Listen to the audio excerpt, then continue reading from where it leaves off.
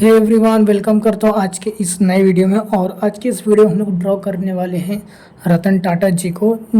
ये है रेफरेंस जो आप देख सकते हैं, इसी को मैं ड्रॉ करने वाला हूँ। इसके लिए मैंने A4 साइज़ का पेपर लिया है और ब्रुस्टो की मैकेनिकल पेंसिल मैंने ली है। और जैसा कि आप जानते ही हैं कि रतन टाटा जी अब इस दुनिया में नहीं रहे। जैसा कि आप जानते हैं कि 9 तारीख को उनका देहांत हो गया और इसलिए आज उनके लिए एक छोटा सा मैं एक स्केच ड्रॉ कर रहा हूँ। और आज की इस वीडियो में सिर्फ आउटलाइन ड्रॉ करेंगे सिंपल मेथड से। आप इसके लिए आप ग्रिड मेथड से भी ड्रॉ कर सकते हैं या लूमिस मेथड से भी ड्रॉ कर सकते हैं।